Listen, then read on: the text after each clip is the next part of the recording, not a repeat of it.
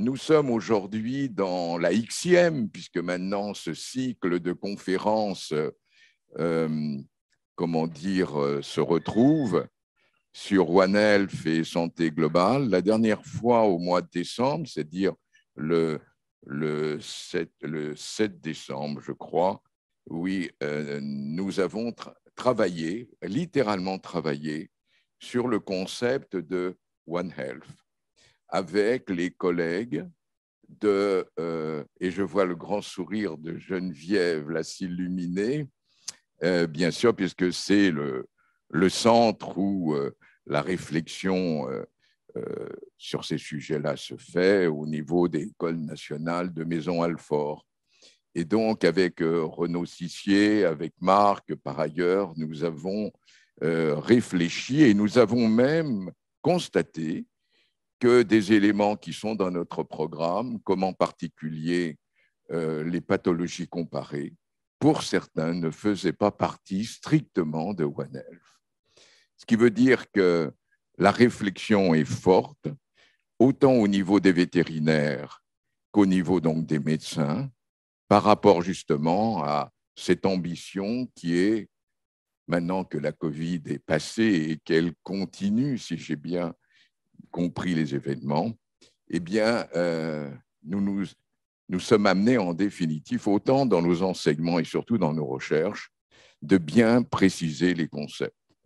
Et donc, je vous conseille fortement, si vous n'avez pas pu suivre, car nous avons eu quelques problèmes techniques, si vous pouvez suivre sur, la chaîne de l'UVSQ, justement ce programme sur One Health, vous apprendrez énormément sur un concept fondamental qui est en pleine évolution et pour lequel nous organisons bien entendu tout à fait ces réunions et au-delà de ce que chacun peut affirmer comme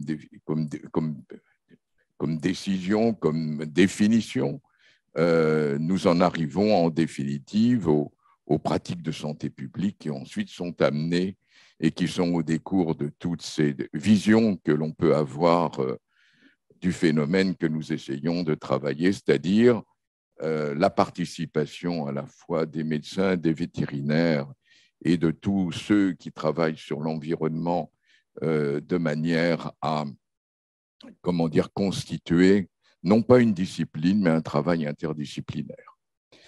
Voilà un tout petit peu. Et aujourd'hui, nous avons la chance d'aborder l'autre concept.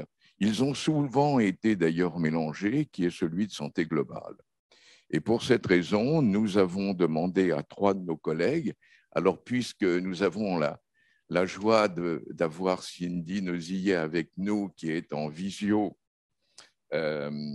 on va peut-être lui demander la première, peut-être, de nous parler un peu de tout ce qu'elle a réalisé et qui, justement, se trouve dans la santé globale avec de véritables prises de position et en même temps des résultats évidents, en particulier dans le domaine du cancer. Donc, Cindy, tu as la parole, tu as 20 minutes à une demi-heure. Nous ne sommes pas à 5 minutes près, bien entendu, puisque nous avons jusqu'à 19 heures. Tu as la parole, Cindy. Merci en tout cas d'être là. Merci beaucoup à vous. Et donc, désolée de ne pas pouvoir être avec vous physiquement ce soir, mais je vous remercie beaucoup de cette invitation. J'ai axé cette présentation autour des différentes applications de l'activité physique en termes de prévention et plus particulièrement dans le domaine de l'oncologie, puisque je suis oncologue digestif à l'Institut Curie à Saint-Cloud et qu'en effet, on développe des approches pour accompagner les patients pendant leur traitement du cancer par l'activité physique, mais que bien sûr, comme vous le savez, l'activité physique a beaucoup d'autres intérêts bénéfiques en santé et c'est pour ça que j'ai élargi cette présentation également aux intérêts en prévention primaire. D'abord, c'est un sujet qui est hautement d'actualité puisque tout récemment, l'OMS a réédité son rapport mondial sur la situation de l'activité physique en 2022 et que ce rapport est vraiment une sonnette d'alarme qui est tirée par l'OMS pour montrer la problématique que représente l'inactivité physique au niveau mondial et son impact sur la santé des populations et également en termes de coûts de soins. Donc, vous voyez, ce qui est mis en exergue dans leur introduction et qui est vraiment une prise de conscience, c'est qu'il y a 80% des adolescents qui ne bougent pas suffisamment en regard des recommandations de l'OMS, avec des conséquences aussi bien sur la santé mentale que la santé physique de ces individus et des projections d'estimation entre 2020 et 2030 de 500 millions de nouveaux cas de maladies non transmissibles évitables avec un coût qui représente plus de 300 milliards de dollars, représenté pour près de la moitié par l'hypertension artérielle, mais aussi donc des cas de dépression. 3/4 de ces cas qui surviennent dans des pays à revenus intermédiaires, mais des dépenses de santé qui sont concentrées dans les pays à revenus élevés du fait de l'accès donc aux ressources pour traiter ces pathologies en rapport avec l'inactivité physique. Et donc, dans ce rapport, il y a vraiment un plaidoyer pour des actions au niveau des États et même au niveau individuel pour faire changer les choses sur cette thématique de l'activité physique. Et donc, comme je vous le disais, on va se concentrer plus sur les liens entre l'inactivité physique et le cancer, parce qu'il y a un véritable enjeu de santé publique de ce point de vue. Le cancer en France, vous savez, le nombre de nouveaux cas chaque année est de près de 400 000. C'est la première cause de décès avec près de 160 000 décès chaque année.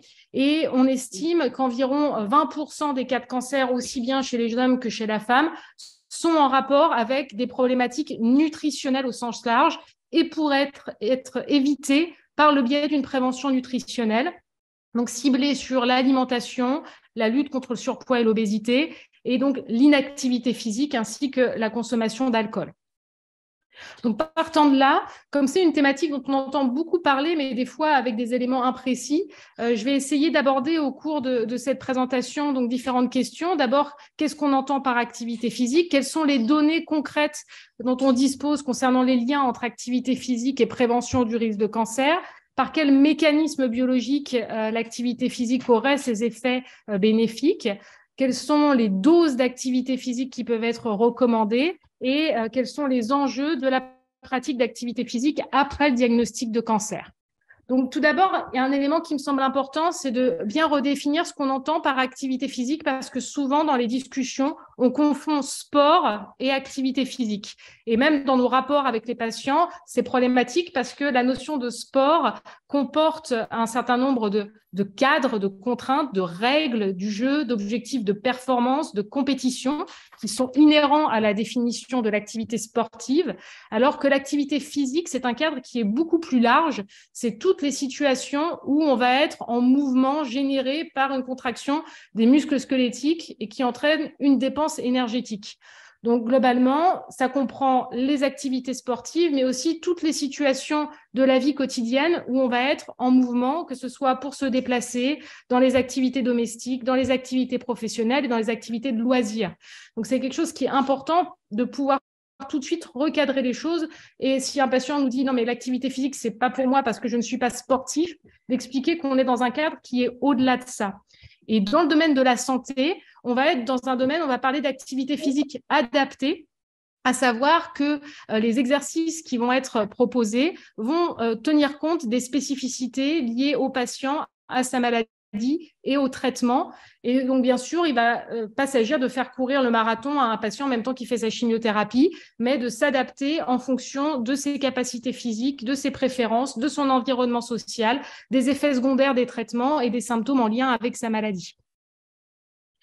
Partant de là, il faut voir que dans la littérature, on va rencontrer un terme fréquemment qui est le MET, l'équivalent métabolique. Alors aussi, pour définir à quoi ça correspond, en fait, un MET, c'est la brique élémentaire qui permet de quantifier l'intensité d'une activité physique. Un MET, ça correspond à ce que l'on dépense en 1 heure lorsqu'on est dans une situation d'éveil non actif, lorsqu'on est assis face à un écran, comme c'est le cas actuellement. Et ça correspond à peu près à 1 kilocalorie par kilo. Globalement, on considère qu'on commence à être actif quand on est au-delà de 1,6 mètres. Et après, les activités sont classées en 3 grandes catégories, on va dire, celle d'intensité faible, modérée ou élevée, avec des cut-offs à 3 et 6 mètres. Ça peut paraître abstrait, et donc ce qui est important à retenir pour la pratique, c'est les repères cliniques, à savoir qu'on est dans une activité faible lorsqu'elle ne génère pas d'essoufflement, une activité modérée lorsqu'on est essoufflé mais qu'on peut continuer à parler, et une activité soutenue lorsqu'on est essoufflé et que la conversation devient difficile. Ces repères, ils sont importants parce qu'ils permettent de définir à partir de quel moment on fait une activité qui a vraiment un impact sur les capacités cardiovasculaires du patient. Et globalement, c'est quand on est au moins dans une gamme d'intensité modérée. Donc, pour qu'une activité soit efficace, il faut qu'on soit au moins essoufflé au moment où on la réalise. Et comme on le disait, c'est beaucoup plus large la gamme des activités que simplement les activités sportives. Et donc là, vous avez ce tableau qui est dans le référentiel de la Société de soins de support et qui vous décrit où se situe un certain nombre d'activités. Et notamment, vous voyez, si vous jardinez, que vous passez la tondeuse, eh ben, c'est déjà une activité physique d'intensité modérée. L'idée étant de pouvoir montrer aux patients qu'il y a dans ces activités des choses dans lesquelles il peut trouver du plaisir, parce que l'enjeu dans la pratique d'activité physique, c'est de la pérenniser, que ce soit fait de façon régulière. Et s'il n'y a pas de plaisir dans la pratique, le patient n'adhérera pas au concept. Donc, c'est vraiment important déjà de bien resituer ces cadres et ces définitions. D'autres définitions qu'il est important de préciser, parce qu'il y a des fois une confusion dans les termes, c'est la sédentarité par rapport à l'inactivité physique. Ça ne désigne pas exactement la même chose. La sédentarité, c'est les situations dans lesquelles on est éveillé, mais on n'est pas dans une situation de comportement actif. Donc, on est soit assis, soit allongé. Et le principe de la sédentarité, c'est que ce qui est recommandé, c'est de casser les périodes de sédentarité en bougeant au moins toutes les 90 à 120 minutes lorsqu'on est obligé d'être dans une activité sédentaire. On la distingue de l'inactivité physique. L'inactivité physique, c'est le fait de ne pas atteindre les objectifs d'activité physique qui sont recommandés par l'OMS, à savoir au moins 150 minutes d'activité d'intensité au moins modérée par semaine.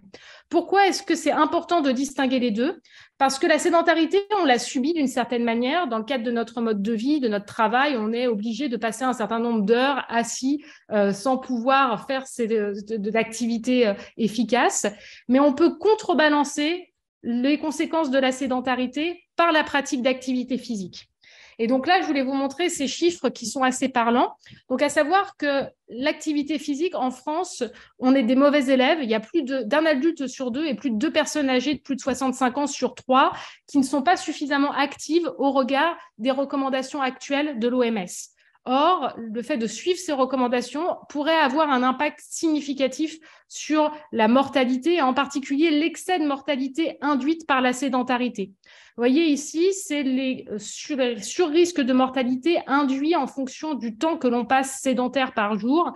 Et on voit que lorsque l'on dépasse 8 heures de temps assis par jour, concrètement, notre risque de décès augmente de façon importante, plus 16%, plus 24% quand on est même au-delà de 9 heures. Mais le fait d'être sédentaire, mais en parallèle de pratiquer une activité physique selon les recommandations de l'OMS, va permettre de faire diminuer de façon conséquente ce surrisque qui passe à seulement plus 5 à plus 10%. Donc, c'est pour ça que voilà, ces termes sont importants parce qu'ils impliquent un levier sur lequel on peut agir pour lutter contre les conséquences de la sédentarité. Maintenant, quand on parle de l'effet protecteur de l'activité physique, de quoi on dispose comme études? Eh bien, on a des grandes études en population sur plusieurs millions de patients années qui ont étudié soit l'activité physique totale, soit l'activité physique de loisir, donc ce qui est le cas dans cette étude-là, et son lien avec la mortalité. Et ce qu'elles observent globalement, c'est des courbes, comme vous le voyez ici, qui sont des relations de dose-intensité un peu en U, mais avec donc une première partie de la courbe qui est quasiment linéaire, avec le fait que plus on pratique d'activité physique, plus on en tire un bénéfice en termes de diminution du risque de mortalité.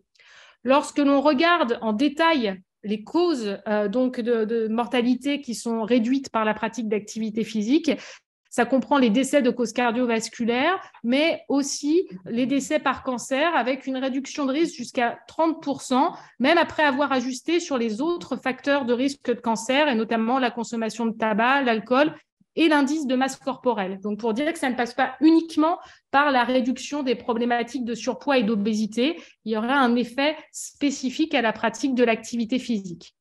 Néanmoins, quand on examine la littérature en détail, et c'est ce que fait le World Cancer Research Fund régulièrement à travers ses rapports, on voit que le niveau de preuve pour l'effet protecteur de l'activité physique sur le risque de cancer n'est considéré comme fort que pour 3 localisations tumorales: le cancer du côlon, le cancer du sein post-ménopausique et le cancer de l'endomètre, et qu'il est plus limité pour les autres cancers.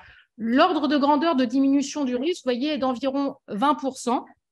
Et pour les autres, comme on le disait, c'est plus limité. Pourquoi est-ce qu'on n'arrive pas à atteindre un niveau de preuve plus important dans ces études, alors que ça semble du bon sens que de se dire qu'on tire des bénéfices à bouger davantage? C'est d'abord parce que les études sont hétérogènes par rapport à la définition qu'elles emploient de l'activité physique, à savoir qu'il y en a qui vont se concentrer sur l'activité physique de loisir, d'autres qui vont prendre l'activité physique plus globale, et donc les résultats peuvent être différents d'une étude à l'autre. Mais surtout, le facteur important, c'est que ce sont des études qui sont premièrement observationnelles, donc on n'a pas vraiment de lien entre une intervention d'activité physique et la survie, et les patients qui bougent davantage peuvent être des patients dont on peut estimer qu'ils peuvent avoir globalement un mode de vie plus sain avec moins de consommation tabagique, une alimentation plus saine, et donc même si on essaye d'ajuster sur ces facteurs, eh bien ça peut parasiter l'interprétation de la donnée. Et par ailleurs, surtout, le point important, c'est que ce sont des études qui sont déclaratives, c'est-à-dire qu'on demande aux patients d'estimer leur comportement actif en termes de volume réalisé. Or, on sait qu'on n'est pas bon en général pour s'auto-estimer, s'auto-évaluer sur ses comportements actifs, et qu'on a tendance à se surestimer. Et cette étude américaine est très parlante. Lorsqu'on demande à des Américains est-ce qu'ils respectent les recommandations en termes d'activité physique, en termes de volume d'activité à réaliser, il y en a jusqu'à 60% qui déclarent que oui, ils sont dans les clous. Mais si on équipe ces mêmes Américains d'accéléromètres pour vérifier que ce qu'ils affirment est vrai, il y en a moins de 10% en vrai qui atteignent les recommandations en termes d'activité physique. Donc, c'est ce qui vous explique les limites dans ces études à grande échelle en termes de niveau de preuve. Maintenant, si on s'intéresse un peu aux mécanismes par lesquels l'activité physique est bénéfique, en termes de liens épidémiologiques, ici, je vous ai disposé sur la gauche une étude qui a étudié, qui a regroupé en termes dans le cadre d'une méta-analyse les différentes études concernant les liens entre activité physique et risque de cancer, et qui les décrit par localisation. Et sur la partie droite, vous avez les données concernant ces mêmes cancers par rapport à leur lien avec l'obésité. Et ce qui est intéressant, c'est de voir qu'il y a un certain nombre de cancers que vous retrouvez dans le top 10 des cancers qui sont à la fois donc induits par l'inactivité physique et induits par l'obésité, à savoir notamment un certain nombre de cancers digestifs comme les cancers du cardia, les cancers de l'œsophage, les cancers colorectaux, les cancers du pancréas, et donc les 2 cancers dont on parlait tout à l'heure, le sein post-ménopausique et l'endomètre, que l'on retrouve dans ces cancers qui partagent en facteurs de risque l'inactivité physique et l'obésité. Donc, il y a une partie des effets protecteurs de l'activité physique qui est en lien avec les effets de l'activité physique sur la graisse viscérale, à savoir que cette graisse qui prédomine chez les patients en situation d'obésité fonctionne comme un organe endocrine qui produit finalement des sécrétions qui sont délétères et pro-tumorales, avec notamment comme mécanisme invoqué une production de facteurs pro-inflammatoires, de facteurs pro-angiogéniques, donc qui favorisent la formation des néovaisseaux au niveau tumoraux, une insulinorésistance qui fait que le patient va avoir des taux circulants élevés d'insuline, et l'insuline est un facteur de croissance pour les cellules tumorales, et également une modulation de la production d'adipokines, qui pour certaines sont antitumorales et qui voient leur production diminuer du fait de la présence de graisse viscérale, et d'autres qui sont pro-tumorales et qui ont des quantités qui sont augmentées lorsqu'on a trop de graisse viscérale. Par ailleurs, la graisse viscérale est aussi un producteur d'oestrogènes, et le fait de pratiquer de l'activité physique permet de faire diminuer la sécrétion d'œstrogènes par la graisse viscérale, et c'est par ce biais-là qu'il y aurait un effet protecteur dans le cadre du cancer du sein. Voilà, donc la pratique d'activité physique impacte ces différentes sécrétions de la graisse viscérale, mais pas seulement. Il y a des effets également de l'activité physique au-delà de la modulation du tissu adipeux, et c'est pour ça qu'on observe un bénéfice indépendamment de l'indice de masse corporelle, du fait d'effets qui sont médiés par une modulation notamment du système immunitaire, du système cardio-respiratoire, du microbiote intestinal et aussi des effets directs sur les cellules tumorales et sur le micro-environnement tumoral, et donc qui permettent d'expliquer d'un point de vue mécanistique ces différents effets bénéfiques. C'est des choses qui ont pu être démontrées à travers des modèles murins récemment. Et donc, on a une vraie médecine de l'activité physique et science de l'activité physique qui se développe autour de cette thématique. Donc là, c'était sur ce dont on dispose comme données en termes de prévention primaire des cancers, mais il y a également des bénéfices à la pratique d'activité physique après le diagnostic de cancer. Alors, en situation de prévention tertiaire, c'est-à-dire chez les patients survivants d'un cancer, dans les études observationnelles, on voit que les patients qui pratiquent davantage d'activité physique ont une réduction de leur mortalité globale et de leur mortalité spécifique par cancer, en particulier pour le cancer colorectal et pour le cancer du sein. Ce sont des études qui sont observationnelles. Les études interventionnelles sont en cours et donc on a les mêmes biais que ceux que j'ai pu vous décrire tout à l'heure en prévention primaire. Mais il y a des études en cours, mais qui vont demander plusieurs dizaines d'années pour avoir les résultats, notamment pour le cancer du côlon.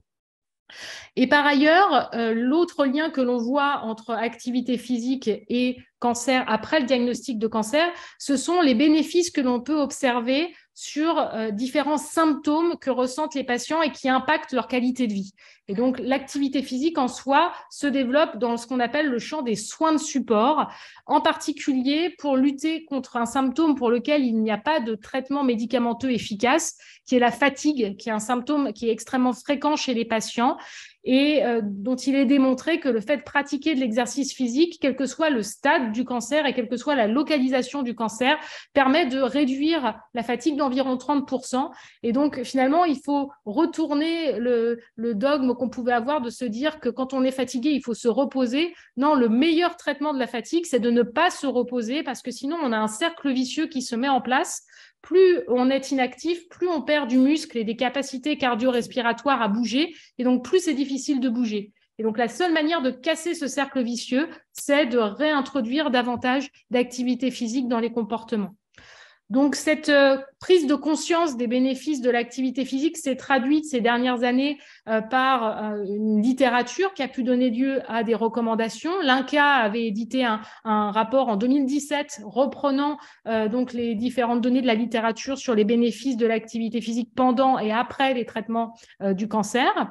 Nous, dans le domaine de l'oncologie digestive, pour sensibiliser nos collègues à cette importance de l'activité physique, on a développé des recommandations qui ont été publiées par la suite et qu'on réactualise régulièrement avec les nouvelles données de la littérature. Comme je vous le disais, l'activité physique, elle s'inscrit dans le champ de ce qu'on appelle les soins de support, qui sont toutes ces parts donc de prise en charge multidisciplinaires qui vont venir s'intégrer autour des traitements oncologiques spécifiques et qui jouent un rôle tout aussi important pour la survie des patients que les traitements oncologiques en eux-mêmes. Ça, on le sait depuis 2010 avec cette étude qui avait fait un New England dans le cancer du poumon et qui avait montré que le fait de déployer précocement des soins de support dans le parcours des patients permettait d'améliorer leur survie, et les patients qui vivaient le plus longtemps n'étaient pas ceux qui avaient reçu le plus de chimio, mais ceux qui avaient reçu plus précocement ces soins de support. Et l'activité physique, dans ce champ de prise en charge de soins de support, est un outil plus particulièrement pour lutter contre les problématiques de dénutrition. Et donc là, je voulais vous proposer dans les diapos qui viennent un focus sur cette problématique-là, qui est une thématique, elle aussi, d'actualité et qui a fait l'objet de recommandations récentes. Donc, juste pour redéfinir quelques termes, là aussi, en oncologie, on est confronté à 3 entités qui sont partiellement chevauchantes, mais non complètement synonymes, que sont la dénutrition, la sarcopénie et la cachexie. La dénutrition, c'est quelque chose qui est une entité clinique. Elle est définie par 2 paramètres principaux, que sont la perte de poids et l'indice de masse corporelle. On va y revenir par la suite. Et la définition de la dénutrition a été redéfinie récemment par la HAS pour la simplifier et l'harmoniser par rapport aux critères internationaux. La sarcopénie, c'est un concept qui était initialement un concept gériatrique, utilisé pour décrire la perte de masse et de fonction musculaire liée à l'âge, et qui a été transposé dans le domaine des maladies chroniques, notamment le cancer et les maladies inflammatoires chroniques, pour décrire la perte de masse musculaire secondaire à ces pathologies. Et donc, on parle de sarcopénie secondaire quand on est dans le domaine de l'oncologie. Et enfin, la cachexie, ça implique en fait le fait qu'un facteur inflammatoire est à l'origine de la perte de masse musculaire et de masse grasse. Et en oncologie, les patients sont exposés à des syndromes donc inflammatoires et hypercataboliques, et donc on est souvent exposé à ces situations de cachexie. Comme je vous le disais, ces trois entités, la dénutrition, la sarcopénie, la cachexie, elles ont fait l'objet de recommandations par les différentes sociétés savantes récemment, parce que justement, il y a une prise de conscience de l'enjeu que représente la dénutrition chez les patients. La dénutrition est une problématique qui est extrêmement fréquente en oncologie. Ça concerne 40% de nos patients, donc à un jour donné dans les enquêtes de prévalence Nutri-Cancer qui avaient été menées à 2 ans d'écart. Donc, c'est assez stable. Plus particulièrement encore dans les cancers digestifs, cancer du pancréas, cancer de l'œsophage, on est au-dessus de 60%.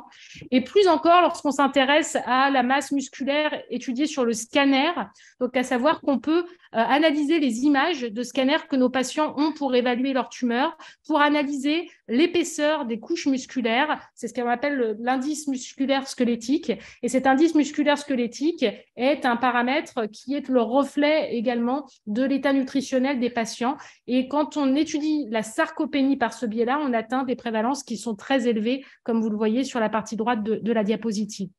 Cette dénutrition, elle représente une perte de chance pour les patients sur toutes les dimensions de la vie des patients, sur leur qualité de vie, sur leur survie, sur le risque de complications des traitements, sur le coût des soins et également sur l'efficacité des traitements. Et donc, le message qu'on doit avoir, c'est qu'il y a 2 menaces vitales pour le patient. Il y a d'un côté l'extension de la tumeur en elle-même, mais à côté, et tout aussi important, son état nutritionnel et la dénutrition qui impactent sa survie de manière aussi nette que l'extension tumorale en elle-même.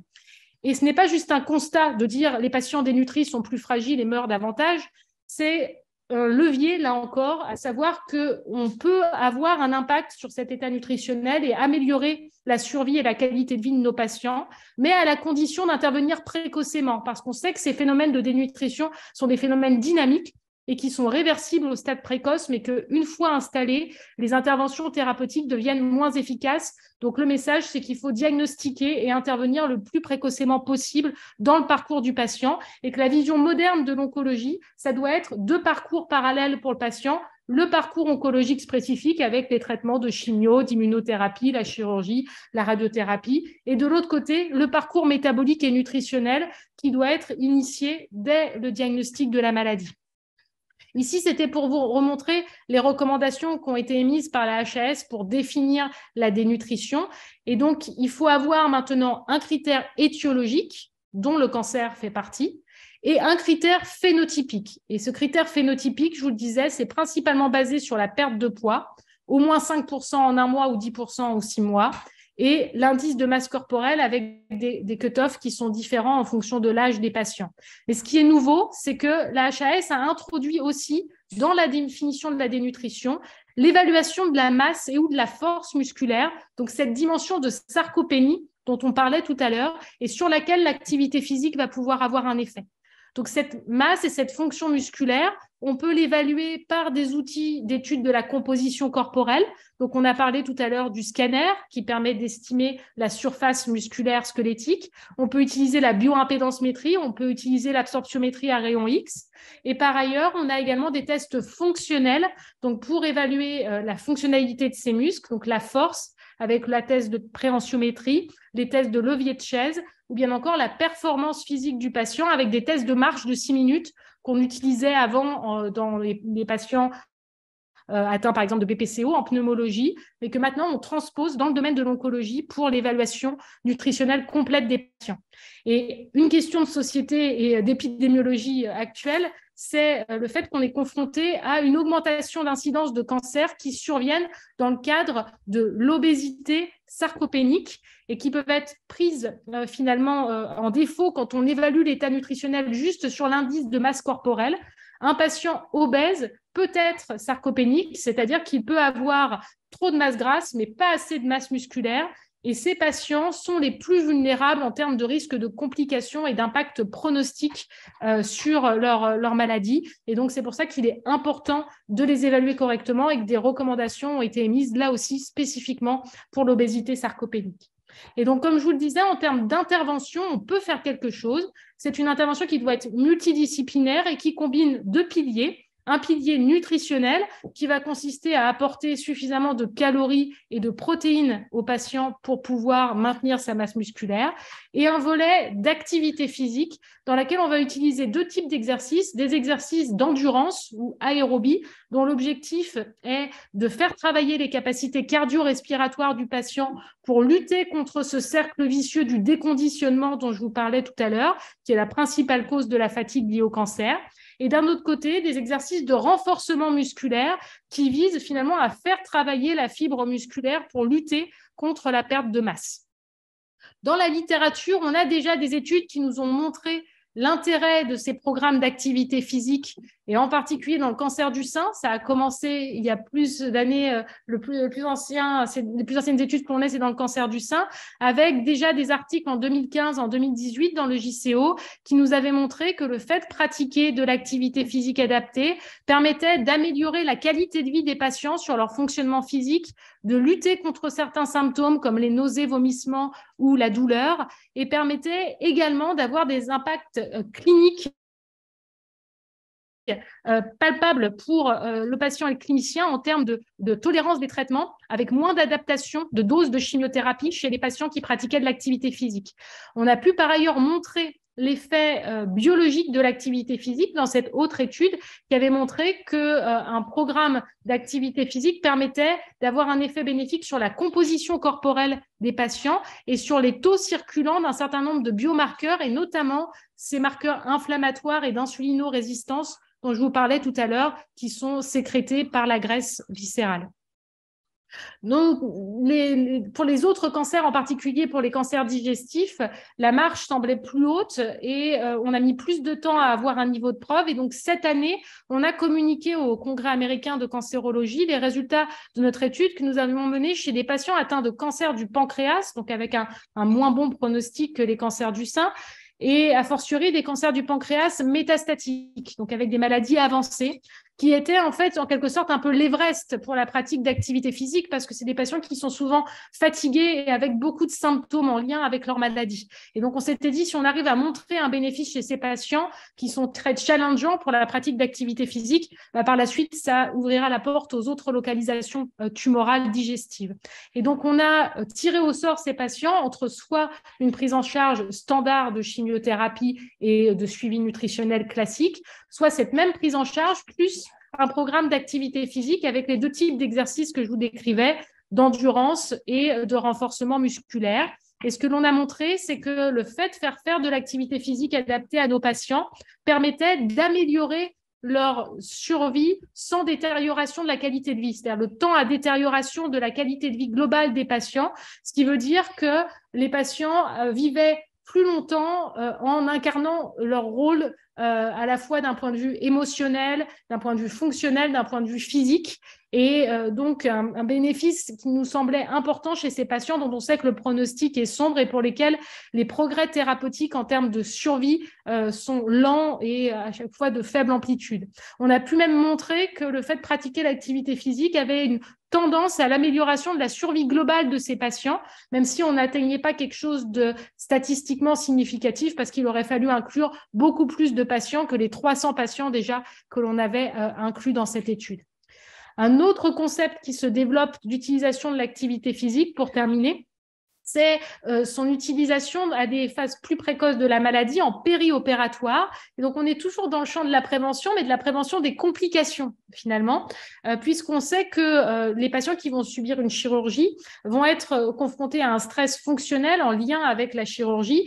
et vont devoir récupérer par la suite. Et l'idée de la préhabilitation, ça va être de voir comment est-ce qu'on peut optimiser la réserve fonctionnelle des patients avant le stress de la chirurgie, de telle sorte à ce qu'ils puissent récupérer plus rapidement un fonctionnement normal après l'intervention chirurgicale et, si besoin, reprendre un traitement médical dans les suites de la chirurgie.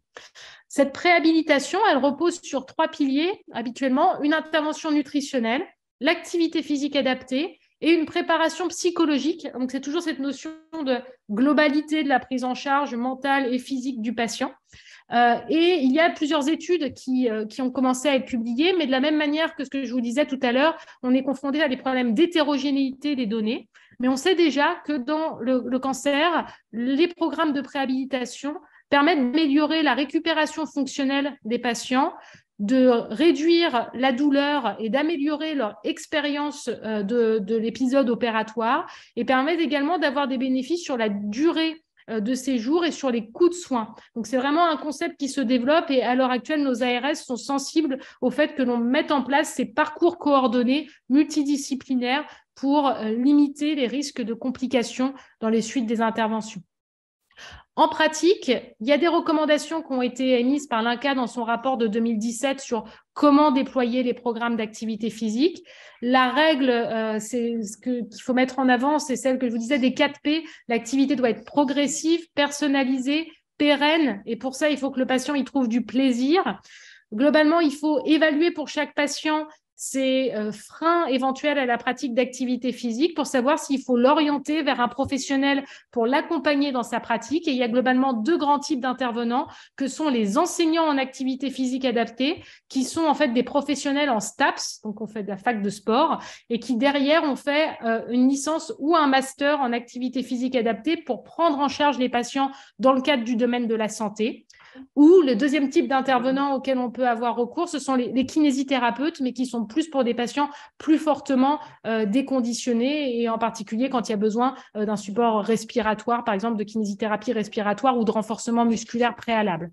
Il y a également eu l'HAS qui a publié un guide pratique de prescription pour savoir ce vers quoi on devait tendre en termes de pratique dans cette prescription d'activité physique, mais en sachant que ça reste des repères qui sont très généraux et assez flou, où en gros, la HAS dit il faut aller vers les recommandations de 150 minutes par semaine, en y allant progressivement et donc en luttant en parallèle contre la sédentarité, en bougeant régulièrement.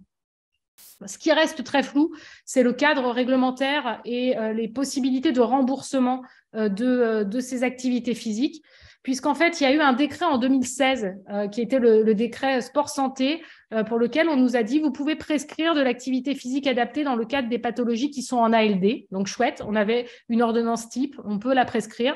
Le problème, c'est que ce décret n'a pas été accompagné d'une procédure de remboursement. Donc, les patients auxquels on prescrit de l'activité physique ne sont pas remboursés par la sécurité sociale, et donc c'est très dépendant de la situation, soit de leur centre hospitalier, est-ce qu'il y a des systèmes mis en place dans leur hôpital ou pas, ou de la prise en charge par leur complémentaire santé. Et donc, les mutuelles jouent un rôle important dans l'accès à ce type d'intervention. Il y a eu ensuite un arrêté en décembre 2020 qui a permis d'avoir un forfait après cancer pour une prise en charge en APA, en diététique ou en psychologie, mais qui ne finance que le bilan initial d'activité physique et pas les séances derrière, et qui, là encore, est limité à l'après-cancer. Donc, ça ne permet pas d'accompagner les patients pendant les traitements actifs du cancer. Donc, c'est une autre limite que l'on a dans l'accès à ces nouvelles interventions d'activité physique adaptée. Donc, en conclusion, les messages importants, c'est la définition de l'activité physique, de retenir qu'elle est large et qu'elle s'étend à toutes les activités de la vie quotidienne et pas seulement au simple sport qui peut faire peur lorsqu'on en parle aux patients. Que les effets protecteurs, c'est une diminution significative du risque de cancer sur 3 cancers identifiés, le côlon, le sein et l'endomètre, avec un niveau de preuve qui est fort. Les mécanismes d'action passent en partie par la modulation de la graisse viscérale, mais pas seulement. Il y a toute une science qui se développe autour des différents effets bénéfiques et biologiques de l'activité physique. La dose qui est recommandée pour les adultes, parce qu'il y a des recommandations qui ont été faites également pour les adolescents, où c'est 60 minutes par jour pour lesquelles il faudrait bouger. Là, sur les adultes, au-delà de 18 ans, c'est 150 minutes d'activité modérée par semaine et c'est important d'essayer de les atteindre pour lutter contre les effets délétères de la sédentarité. Et après le diagnostic de cancer, on a aussi des effets bénéfiques, principalement dans une utilisation en termes de soins de support à visée nutritionnelle et d'amélioration fonctionnelle de nos patients pour diminuer le risque de complications des traitements. En tout cas, merci beaucoup, Cindy. Je tiens à noter que ce cycle de conférences, en grande partie, a été voulu par Djilali Hannan, qui était l'ancien doyen de cette faculté, et qui m'avait demandé à un certain moment, je ne sais pas si vous vous rappelez, que nous déposions un DREAM, qui était en effet une demande de financement à l'Île-de-France, rappelez-vous, et vous nous aviez envoyé un certain nombre de ces études que vous présentez là et dont vous présentez là les résultats et qui montrent comment elles s'inscrivent, ces études totalement en fait dans la santé globale telle que nous proposions à la région Île-de-France. Et alors, je ferai que 2 ou 3 remarques en vous remerciant.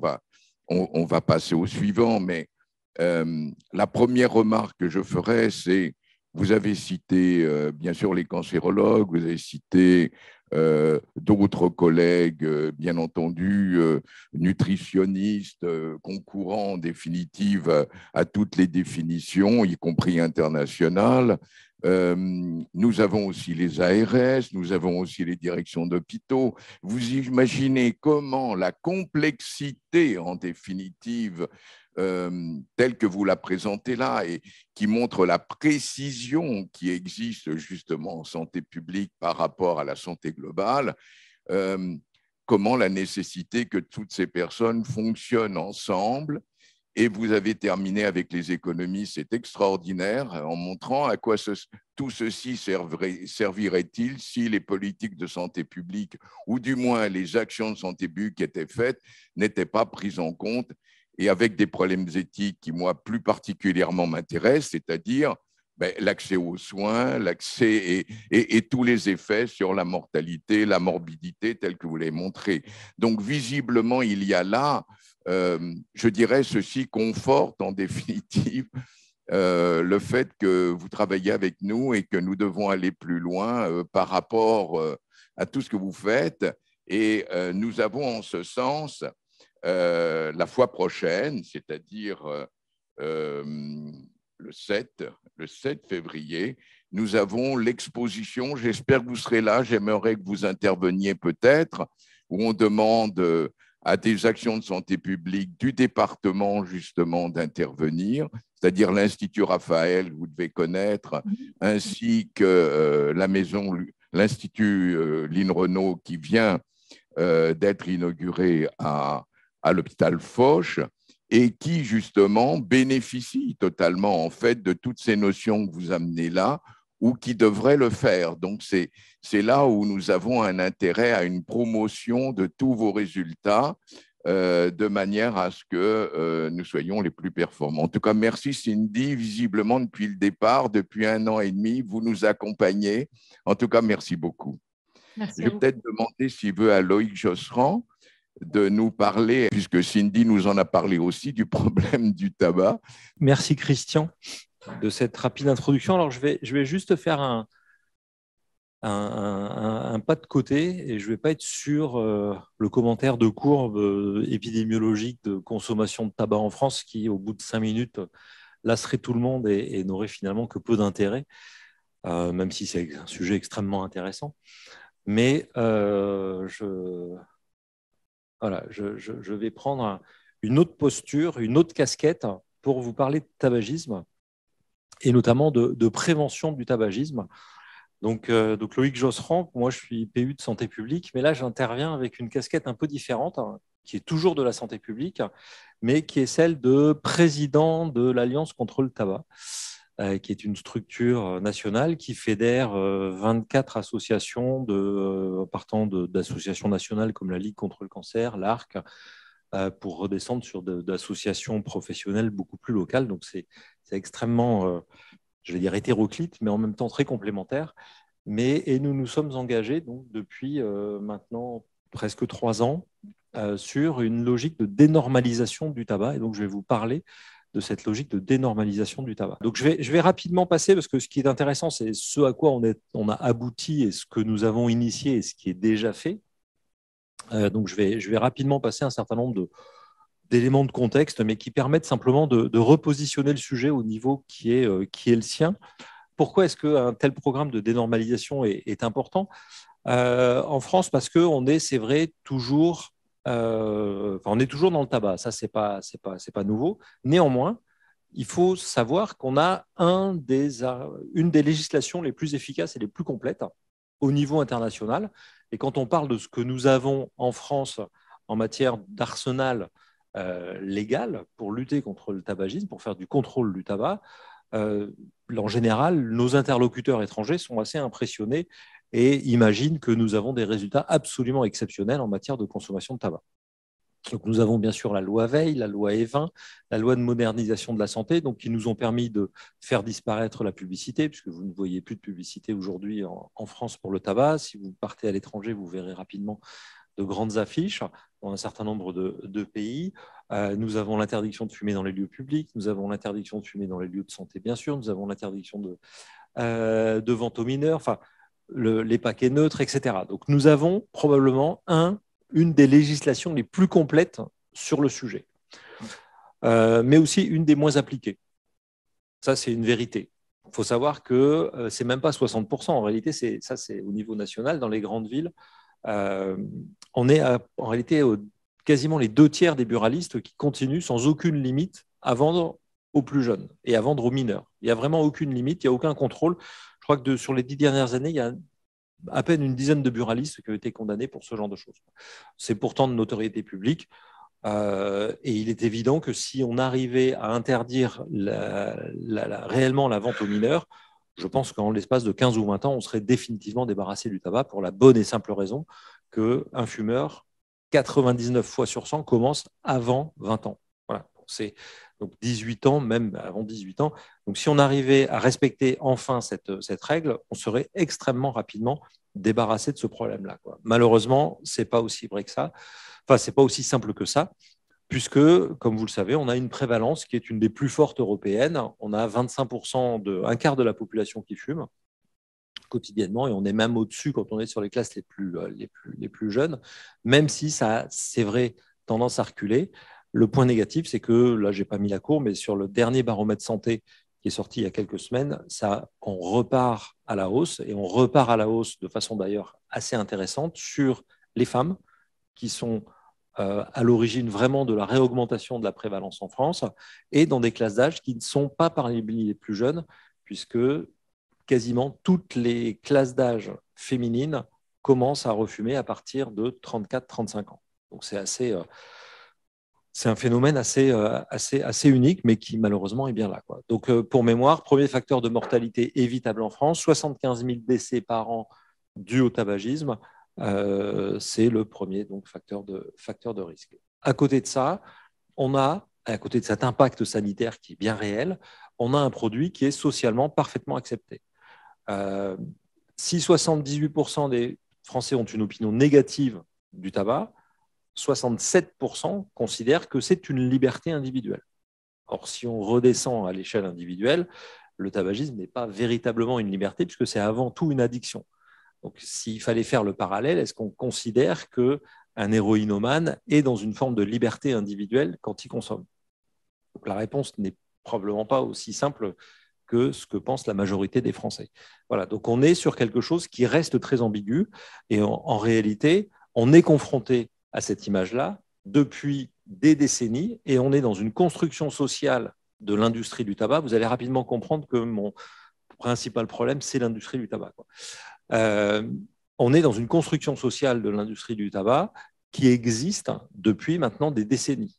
La notion de liberté dans la consommation de tabac a été inventée par l'industrie du tabac et la liberté, entre guillemets, je mets des guillemets volontairement, mais de la liberté de la femme, inventée par par l'industrie du tabac a été vraiment de montrer qu'une femme libre était une femme qui fumait.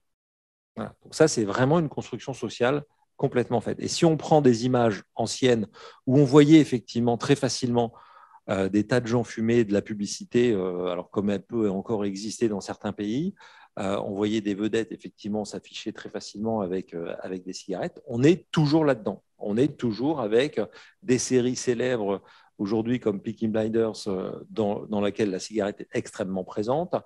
Gaspard Huel, je crois, qui malheureusement est décédé l'année dernière. La seule image qu'on va avoir de lui, c'est l'image avec une clope au bec. Il faut se rappeler que la soirée des Césars, quand un hommage lui a été rendu, une immense photo est descendue du plafond et cette photo le montrait c'était celle-ci, avec une cigarette à la bouche. Donc c'est l'image qu'on va garder de lui. Emily in Paris, célèbre série sur Netflix. Aujourd'hui, on montre une Philippine Laura Beaulieu en train de fumer et qui plus est en dehors de toute règle puisqu'elle fume dans un espace public clos, dans un endroit où elle n'a pas le droit de fumer. Donc on est dans une normalisation complète du comportement par rapport à quelque chose qui est en théorie interdit. Et puis maintenant, on est tellement imprégné en réalité de cette image-là que ce mannequin Saint-Laurent pour une publicité, en réalité, n'a pas de cigarette. Mais la seule évocation du geste qui est là vous amène à penser que... Et les publicités, la publicité ne doit pas exister, il n'y a pas de cigarette. Mais le geste suffit aujourd'hui à nous ramener à cette image-là. Voilà, les exemples, je pourrais vous en montrer des dizaines et des dizaines, avec en face une industrie qui, elle, est bien présente, bien là. Là, ici, vous ne la connaissez certainement pas, mais elle est plutôt très connue dans le monde économique. C'est Jeanne Paulès, qui est la directrice générale de Philip Morris. Donc, Philip Morris est une entreprise extrêmement inclusive, puisque sa DG est une des rares femmes directeur général, PDG d'une grosse boîte. Voilà, donc c'est d'ailleurs mis régulièrement en avant comme élément fort. Des nouveaux produits qui arrivent régulièrement sur le marché, censés nous expliquer que la cigarette a été le problème, mais que grâce à l'industrie du tabac, maintenant, on va trouver la solution, et on a enfin la solution, puisqu'on a maintenant un monde sans fumée avec ce qui s'appelle le tabac chauffé.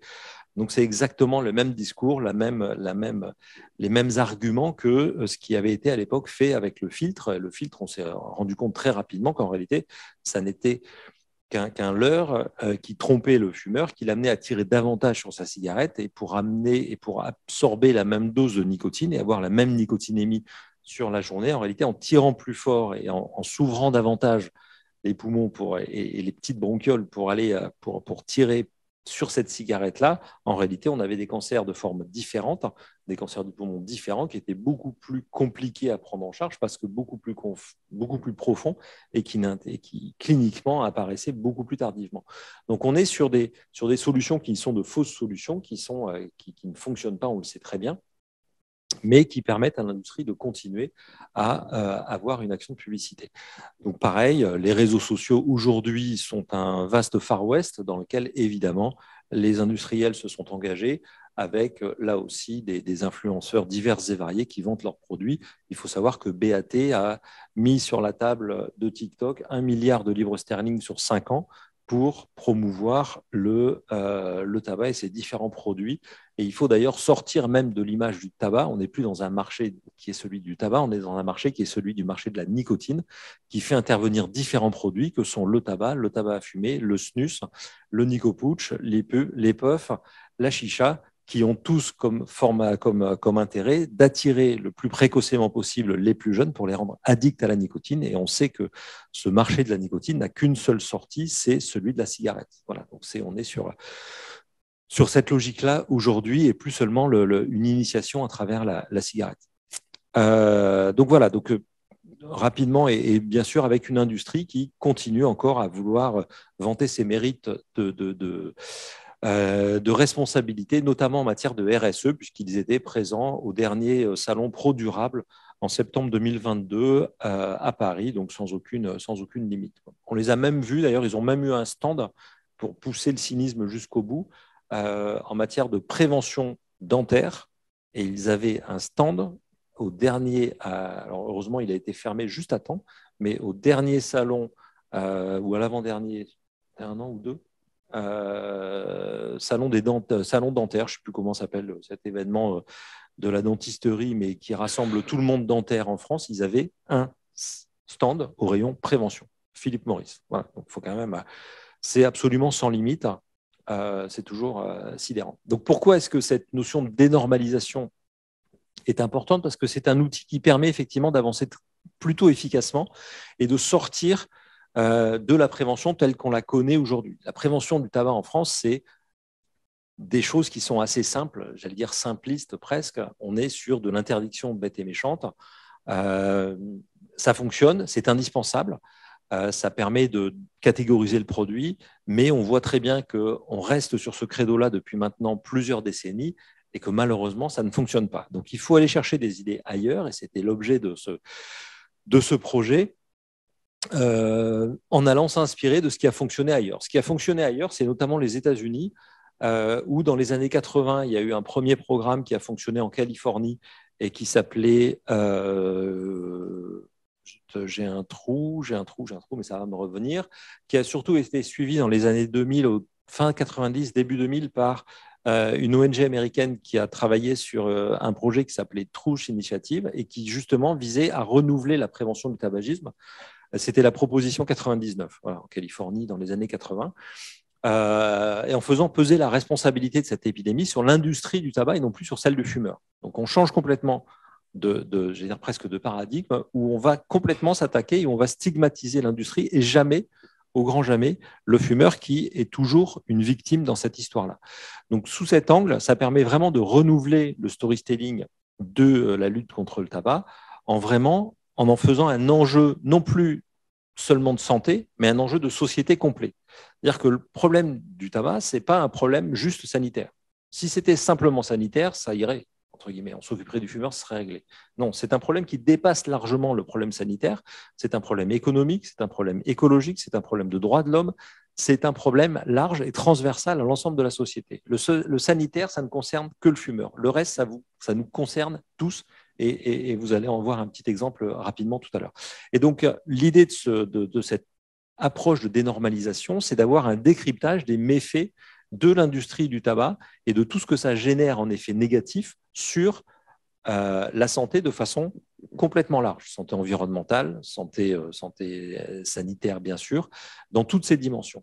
Et donc cette refonte du storytelling permet de changer progressivement la perception de cette industrie et du produit du tabac en le ramenant à un produit qui est plus celui du produit récréatif sympa et cool qu'on commence à consommer à 15 ans dans la cour de récréation. Enfin, pas dans la cour de récréation, devant le lycée ou devant le collège principalement d'ailleurs. Et voilà, et donc l'objectif est de passer à une première génération sans tabac dont l'objectif chiffré est d'avoir une prévalence inférieure à 5%. Donc c'est un projet sur 4 ans, donc on va essayer de renouveler les dépenses, le financement, mais c'est un projet financé par le Fonds de lutte contre les addictions, qui est géré aujourd'hui par la CNAM, avec un budget de près de 6 millions d'euros, et qui, au sein de l'Alliance, associe 9 ONG, 9 associations, donc avec un objectif qui est de changer cette perception du tabac au sein de la société en faisant un enjeu sociétal, environnemental, et pas seulement un sujet sanitaire.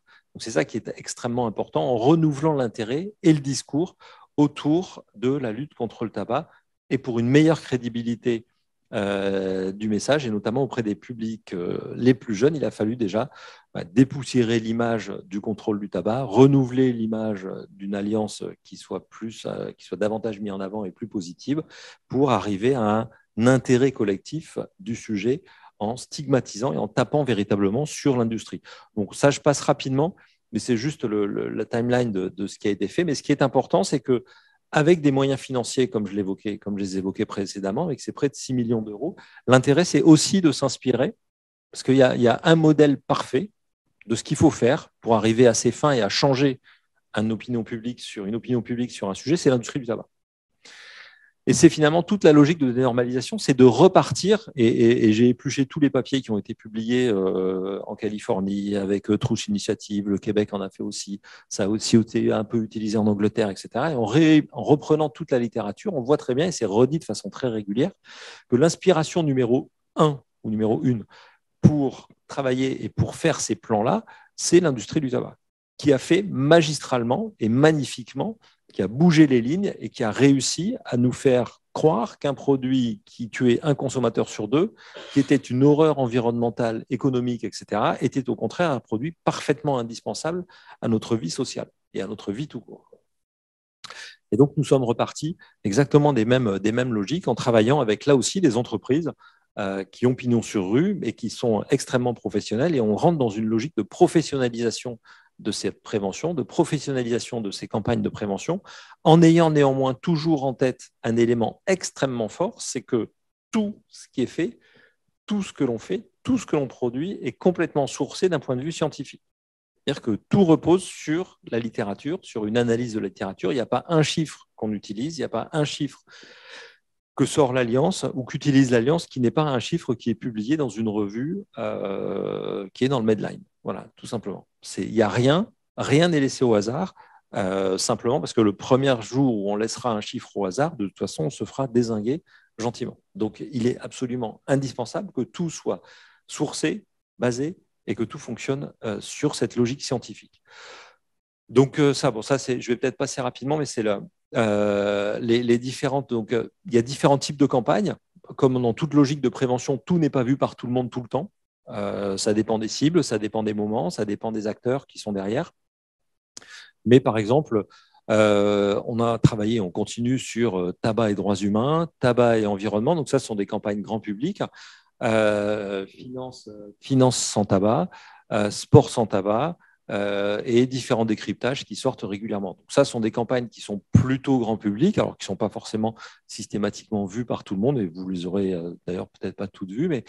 Et puis à côté de ça, on a des activités de relations publiques, parce que ça aussi, c'est extrêmement important. Faire de la santé publique, c'est effectivement faire de la prévention, faire des spots, faire des affiches, faire des machins, etc. Ça, c'est le côté visible de l'affaire. Mais pour changer réellement les choses, en réalité, c'est une dimension politique. Et pour faire de la santé publique, pour bouger les lignes, j'en suis de plus en plus convaincu, c'est effectivement en faisant des spots, des campagnes, etc. Mais c'est aussi et avant tout en allant voir des députés, des sénateurs, des cabinets ministériels. Et c'est là réellement qu'on change les choses et qu'on fait changer les comportements parce qu'on change la norme politique.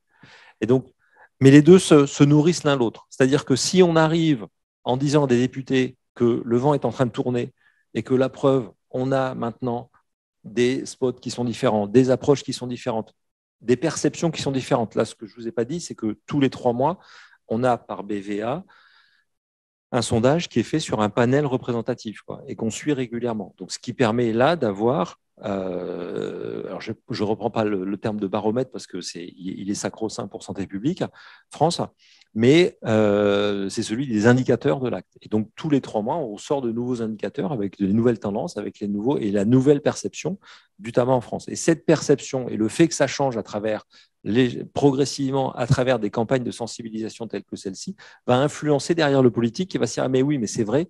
Et donc, la société est en train de changer, donc je peux aussi bouger. Parce qu'en face, il ne faut pas oublier qu'on a une industrie du tabac qui est toujours prête à vous expliquer que c'est eux qui sont la norme, c'est eux qui définissent c'est eux qui ont les buralistes et que les buralistes, attention, si on fâche les buralistes, on met la France entière dans la rue. Non, c'est faux. Les buralistes, ils ne vont pas mettre la France entière dans la rue. Ils sont 22 000 en France, pas plus que ça. Il y a 13 millions de fumeurs.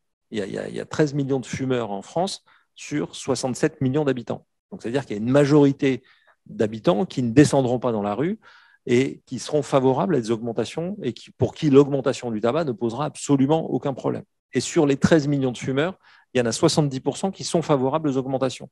Donc, au mieux, on mettra 2 ou 3 millions de fumeurs dans la rue. Et encore, ils n'iront pas tous. Donc, de toute façon, ce poujadisme, quasi-poujadisme qui a tendance à terroriser, il faut aussi le démonter et il faut aussi avoir cette action pédagogique, et je le dis vraiment en toute simplicité, auprès des pouvoirs publics, avec donc toujours les mêmes leviers de communication, donc des partenariats médias, des relations presse, du marketing d'influence avec les influenceurs sociaux, etc. Donc on est vraiment, et c'est cette professionnalisation de la relation grand public et de la relation publique, enfin de tourner vers le grand public et de ce qu'on appelle la relation publique, qui permet progressivement de faire bouger les lignes. Bon, ça, c'est les campagnes. Je vous les laisserai voir, ça n'a pas tellement d'intérêt. On voit que ce qui bouge légèrement, et ce qui est intéressant, c'est que la presse change et que la presse s'intéresse différemment au sujet. Quand on a commencé à travailler, on était contacté par les rubriques santé. Aujourd'hui, ce ne sont quasiment plus les rubriques santé qui nous interrogent, mais les rubriques société et société. Voilà. Consommation et société. Donc, les choses sont progressivement en train de changer. Et cet élément qui est important et qui est de dire que le problème du tabac n'est pas qu'un problème sanitaire, mais avant tout un problème sociétal, progressivement, c'est en train d'imprégner la société. Alors, qu'est-ce qu'on a fait comme dénormalisation?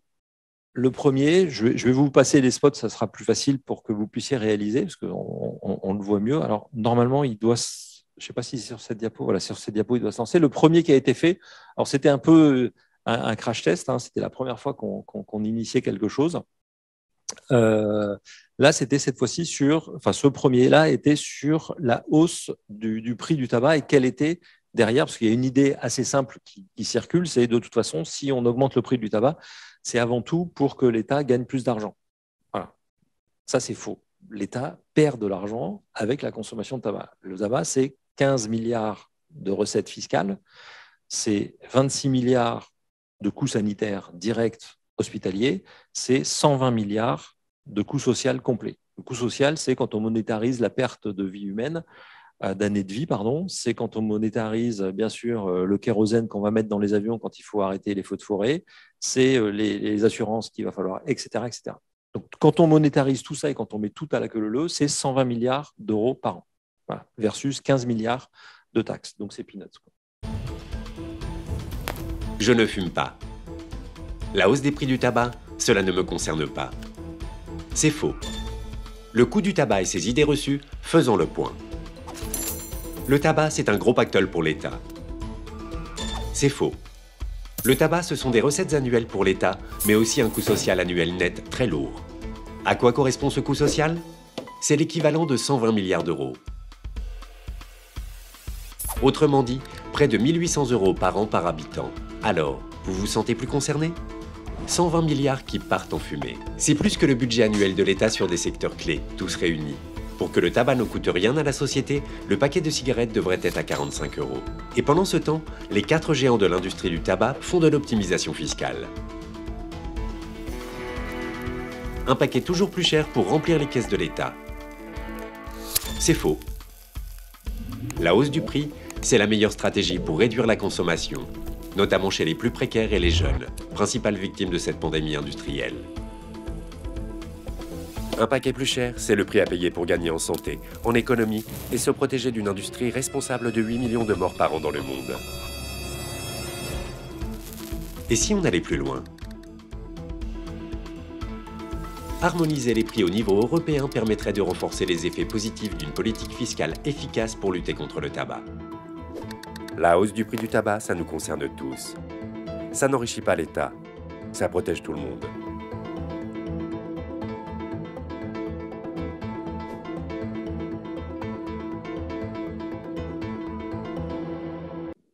Voilà, donc ça, c'était le premier qu'on a fait et qui était finalement un peu, je veux dire, presque gentillé, mais qui permettait de commencer un peu à décrypter un certain nombre de choses et qui a eu quelques reprises, qui n'a pas été poussé parce qu'on n'avait pas encore forcément là la logique et la bonne organisation pour pousser convenablement tout ce qu'il fallait.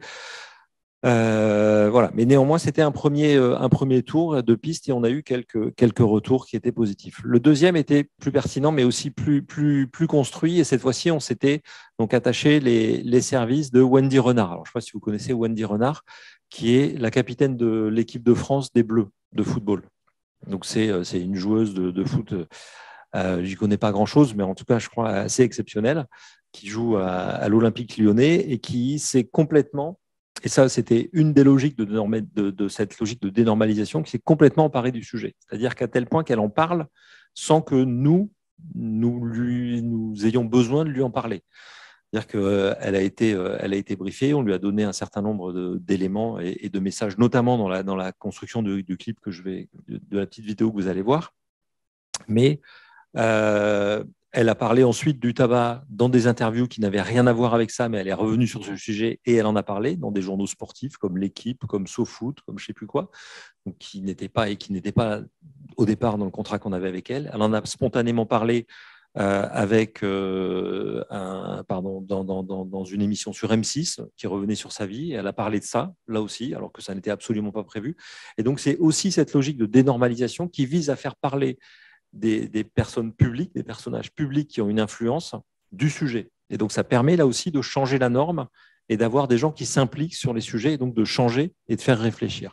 Alors, pourquoi les femmes ? Parce que 43% des Français considèrent qu'une femme qui fume est une femme libre et que c'est aujourd'hui un vrai problème en matière de cardiovasculaire et que le tabac est responsable et le premier facteur de risque en matière cardiovasculaire et notamment chez les femmes qui y sont plus sensibles. Je me suis souvent dit que ça allait être compliqué. Ils m'ont répété que si d'autres n'y étaient pas arrivés, alors pourquoi moi ? Ça veut dire quoi ? Qu'une femme n'aurait pas les épaules pour ce genre de combat ? J'ai pris le parti de faire mes propres choix et surtout de croire en moi. Je n'ai jamais commencé à fumer et je peux en être fier. L'industrie du tabac n'a jamais voulu d'une femme libre. Cette année encore, le cœur de 20 000 fumeuses s'arrêtera de battre. Voilà, donc ça c'est un peu plus travaillé. Et ce qu'on a fait, donc cette fois-ci, on l'a fait avec la Fédération française de cardiologie, qui fait partie de l'Alliance, et on a travaillé ensemble. Et donc tout là aussi, tous les chiffres qui sont cités, tout ce qui est dit, est de toute façon sourcé. Tout ça est visible sur le net, hein, tout est en libre accès. Donc ça a été vu là aussi quelques centaines de milliers de fois. Et pour cette campagne destinée aux femmes, on s'est aussi, notamment sur les plus jeunes, attaché les services de youtubeuses ou d'influenceuses qui sont manifestement célèbres, mais qui, moi, je vous avoue, m'échappent complètement. Mais c'est là que c'est l'avantage d'être entouré d'une équipe jeune qui maîtrise ça parfaitement. Et donc, qui permet là aussi d'avoir des retombées et des contacts qui sont extrêmement importants. Et donc, cette campagne a plutôt pas trop mal fonctionné et ça a commencé, on a pu commencer à régler la jauge de façon efficace, à tel point que la boîte qui nous a fait le spot que vous venez de voir nous a proposé en pro bono, donc gratuitement, un spot qu'ils ont tourné, qu'ils ont fait, qu'ils ont mis à notre disposition à une seule condition, c'est qu'ils puissent utiliser ce spot dans des compétitions internationales de films publicitaires. Donc, ce qui est intéressant, parce qu'en dehors du fait qu'on obtient un film gratuit, on est aussi en train de changer la norme où on peut faire de la prévention et du contrôle du tabac en tentant de gagner des prix internationaux dans des univers qui ne sont pas forcément les premiers auxquels on peut penser, le monde publicitaire, un monde qui est forcément tourné sur le contrôle du tabac, alors que l'industrie du tabac est un énorme pourvoyeur financier des agences de pub. Donc, c'est de ce point de vue-là, je trouve que c'est intéressant. Et on a eu plusieurs prix, d'ailleurs, avec cette campagne et avec d'autres dont on pourra reparler après. Donc, ça, c'est une autre campagne avec un sujet complètement différent. Je vais vous laisser le comprendre. Et on l'a accepté parce que, d'abord, il était gratuit, c'était bien, mais le sujet n'est pas complètement simple et j'y reviendrai après. Et non, je vous en reparle après. On va le lancer d'abord. Tu me dis action ? Ok. Il m'en a fallu en fait du temps pour vraiment devenir moi-même. Parce que mon combat, moi, ça a toujours été ça. Être libre. Refuser l'enfermement. Et que personne choisisse à ma place. Mais pour être libre, il faut se battre. Et moi, j'ai dû me battre contre la norme, contre les institutions, contre les modèles, les gens parfois. J'ai eu du mal, moi, à mettre des mots sur ça. Mais au moins, j'ai gagné une fierté de plus. La fierté d'avoir arrêté de fumer. Voilà, donc ça c'est une campagne qu'on a faite donc à partir de l'idée qui était celle de la boîte de pub, mais d'aller travailler avec des associations auxquelles on n'aurait pas spontanément forcément pensé. Donc l'actrice que vous avez vue là dans le film est une actrice transgenre assez célèbre, mais que je ne connaissais pas. Et qui a tout de suite accepté. Et on a travaillé ça. C'est des sujets qui sont compliqués à travailler parce qu'il ne faut pas tomber dans la stigmatisation et qu'il faut au contraire en faire quelque chose de positif. Ce n'est pas forcément un sujet que le contrôle du tabac a l'habitude d'attaquer. Or, on le sait, c'est les prévalences de consommation dans les populations gays, transgenres sont plus élevées que dans la population générale. Et puis, c'est aussi une population qui est prescriptrice de normes. Donc, c'était aussi intéressant de travailler dans ce sens-là. Et on a eu effectivement, alors ce n'est pas une campagne qui a eu, comme celle qu'on fait aujourd'hui, plusieurs millions de vues, mais néanmoins, par rapport à la cible et par rapport à ce qui était notre cible, ça nous a permis là de travailler avec des associations qu'on ne connaissait pas, qu'on n'avait pas dans le périmètre habituel de nos intervenants classiques, et qui nous a permis là aussi d'ouvrir de nouveaux ça repasse, de nouvelles dimensions. Néanmoins, on a été à plus d'1 million de vues sur ce spot-là. Et donc ça, c'était et plus de 300 000 qui l'ont vu à 100%. Donc ça, ce sont des chiffres qui ont déjà un peu qui sont un peu anciens, mais donc ça continue à tourner. C'est des campagnes qu'on continue à pousser parce qu'elles sont effectivement assez intéressantes et qu'elles ouvrent de nouvelles voies. C'est pas forcément simple, hein. L'univers de la prévention du tabac est assez traditionnaliste. Donc la première fois que j'ai parlé de ce sujet-là au sein du bureau, du CA, etc., j'ai pas forcément été complètement bien accueilli. Et on m'a dit, je ne citerai pas. Enfin, en gros, on m'a dit que l'Alliance n'était pas là pour faire ce genre de promotion et qu'on s'intéressait à des sujets sérieux. Voilà, je vous le fais cash. Mais voilà, c'est passé, c'est très bien passé. C'était, je pense, assez intéressant d'aller, et on va continuer à aller avec des voies un peu différentes, parfois un peu détonnantes, mais porter ce sujet-là pour le sortir dans toutes ses dimensions. Donc ça, c'est une des dernières qu'on ait faites sur la belle imposture.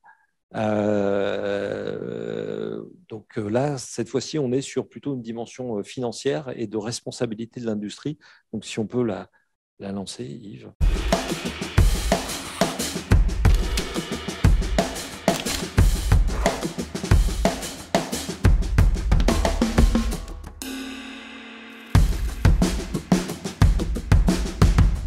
Tobacco is a virus.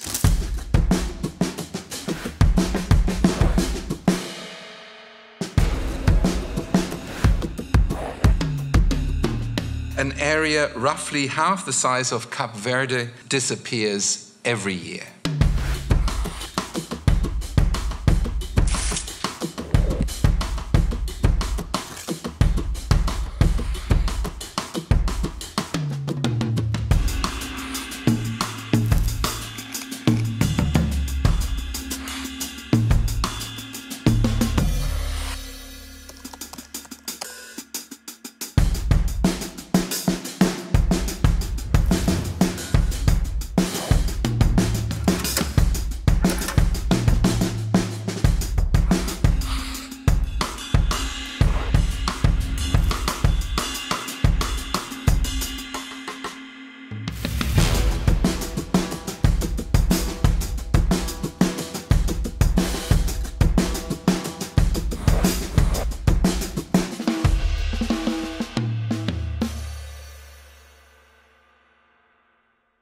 Voilà, donc ça, c'est une autre dimension de ce qu'on fait. Donc là, on est vraiment en train d'ouvrir de commencer à creuser des sillons, et progressivement, on va y revenir aussi régulièrement pour les creuser un peu plus profond et de façon un peu différente. Voilà, donc là, on est sur des éléments qui commencent à être relativement intéressants, mais je vais plutôt vous décortiquer. Changeons leur futur, quoi.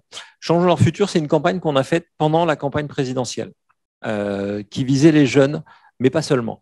C'est-à-dire qu'à travers ce Changeons leur futur, l'idée était de pousser une plateforme de proposition pour inviter le grand public à questionner la consommation des produits tabac en mettant en lumière l'exploitation de la jeunesse, et à partir de cette communication, à inviter les candidats à l'élection présidentielle à s'engager sur 3 mesures novatrices. Voilà, c'était l'objectif pour amener, sachant que 9 adolescents sur 10 aimeraient avoir un monde sans tabac. Donc, qu'est-ce qui a été fait dans cette campagne? Je vais vous en montrer quelques exemples. Donc, il y a eu plusieurs temps. Il y a eu une pétition en ligne, il y a eu un spot de campagne, il y a eu une lentille Snapchat, qui a été une grosse nouveauté par rapport à cette façon de faire. Un affichage sauvage, alors je vais revenir sur la notion de sauvage, a été tout relatif puisqu'on a travaillé avec une structure qui affiche sauvagement mais qui désaffiche aussi en nettoyant derrière. Quand même pas des gougnafiers complets. Et un partenariat avec Brut, je ne sais pas si vous connaissez Brut, le média, donc on a eu un partenariat avec eux et on a fait une vidéo avec eux. Et puis un Ben Nevert, je ne sais pas si vous le connaissez, qui est là aussi un youtubeur, influenceur, mais qui s'est là aussi avec qui on a travaillé, qui spontanément s'est proposé pour se lancer dans le j'arrête de fumer et qui s'est suivi dans son arrêt de fumer. Et donc, tout ça a été construit. Donc, la pétition, on est arrivé à près de 8500 signatures, ce qui, en général, en France, on considère qu'à 6000 signatures, on n'est plutôt pas trop mauvais. Donc, on n'était plutôt pas trop mécontent de ça. Et on a surtout, pour lancer et amener vers on a fait un spot qui est celui-ci.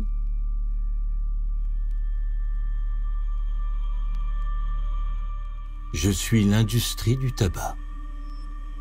Personnellement, je ne fume pas, ni aucun des dirigeants qui contribuent à ma prospérité. Mon travail, c'est d'accoutumer les jeunes à la cigarette. Pourquoi ? Parce que c'est avant 18 ans qu'on devient accro. Après aussi, mais c'est plus rare. Donc, statistiquement, il est très important que les gens se mettent à fumer dès le plus jeune âge. Ironie de l'histoire, ce sont aussi des enfants qui travaillent à la récolte du tabac dans nos exploitations du tiers-monde. Vous allez finir par croire que nous en avons après les jeunes, et vous aurez raison. Mais ce n'est pas par plaisir, c'est juste pour l'argent. Et de l'argent, nous en avons beaucoup. Et vous allez faire quoi pour nous arrêter? Une pétition?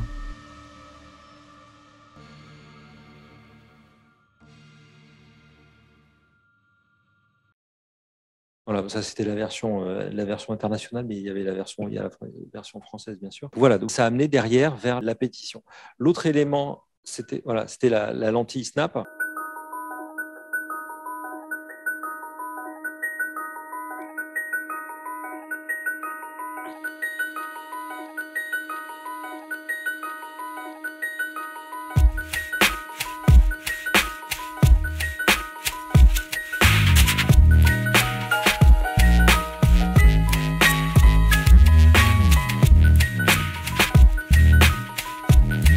Pour dénoncer ce qui se cache derrière le paquet, l'Alliance contre le tabac va directement s'adresser à la jeune génération dont l'industrie du tabac ne peut pas se passer pour continuer d'exister. Comment ? En lui montrant ce qui se cache véritablement derrière les 3 milliards de paquets de cigarettes fumés en France chaque année. Grâce à un filtre Snapchat, nous avons changé les traditionnels visuels des paquets en les remplaçant par le témoignage d'enfants.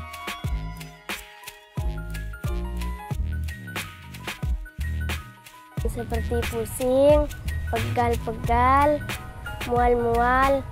Derrière chaque paquet, l'histoire d'un enfant exploité, déscolarisé, malade, à cause de l'industrie du tabac. Chaque paquet devient un nouveau moyen pour sensibiliser la nouvelle génération à ce business meurtrier. Continuons de partager ce filtre pour que chaque paquet soit le dernier. Voilà, donc il y a 16 millions d'utilisateurs de Snap en France et ça a été téléchargé plus de presque 3 millions de fois, quoi. Donc, ce qui était plutôt un bon... voilà, donc ça c'était brut, mais je vais pas vous le passer. Voilà, on a eu des pro bono là aussi. L'agence de pub nous a fait un truc qui était poisson d'avril pour le 1er avril et pas poisson d'avril. Et spontanément, Le Monde, Le Parisien, L'Humanité nous les ont passés pour 2 d'entre eux en pro bono. Donc Marc, Ben Nevert dont je vous parlais. À côté de ce que je vous ai montré là, il y a une stratégie d'affaires publiques du coup tournée cette fois-ci vers les candidats et vers la dimension politique de l'affaire.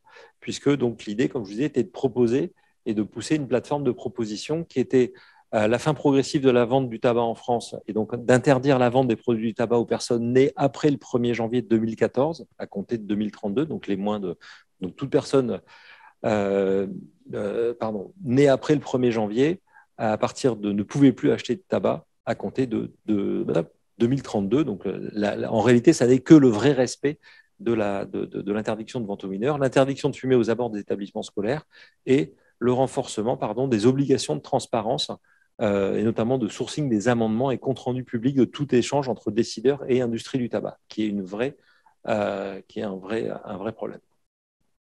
Et donc, cette première phase, il y a une première phase cachée, shadow, où on a rencontré les différents candidats et les différentes équipes des candidats à la présidentielle pour passer un certain nombre de nos messages et de nos propositions. Donc, tout a été fait dans les règles de l'art avec un plaidoyer construit et argumenté, et toujours sur des éléments scientifiques, hein, ça j'y reviens, et c'est extrêmement important. Donc après, au moment de la campagne officielle, on a cette fois-ci véritablement rencontré plus officiellement un certain nombre de candidats.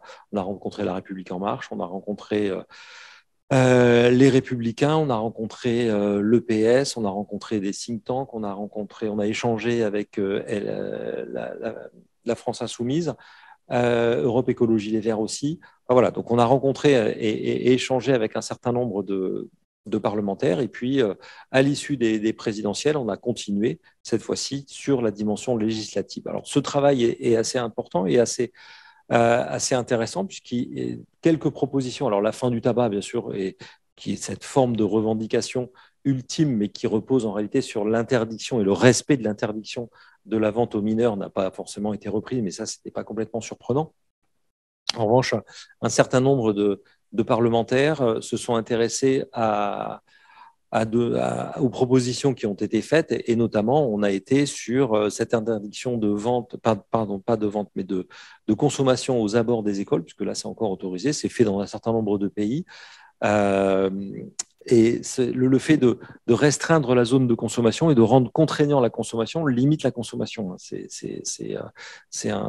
ou l'initiation même. Donc ça a été montré dans différents papiers à différentes reprises. Et ça a été repris par plusieurs maires et par plusieurs parlementaires, donc, qui s'en sont inspirés pour pousser localement des démarches. Donc ça, c'est important. Et ça a été repris notamment dans la presse. Et c'est ça aussi qui est important, c'est cet aspect social qu'il y a derrière, cette reprise presse qui est derrière, qui progressivement a tendance à faire changer doucement la norme. Et c'est ça qui est important. Et avec des journaux qui sont des quotidiens régionaux, et ça c'est important aussi. Télématin est amoureux de nous, et nous, ça fait déjà 3-4 fois qu'on va à Télématin. Donc ça, c'est Marion Catelin, qui est la directrice de l'Alliance, qui y était cette fois-ci. Moi, j'en ai fait 2 récemment.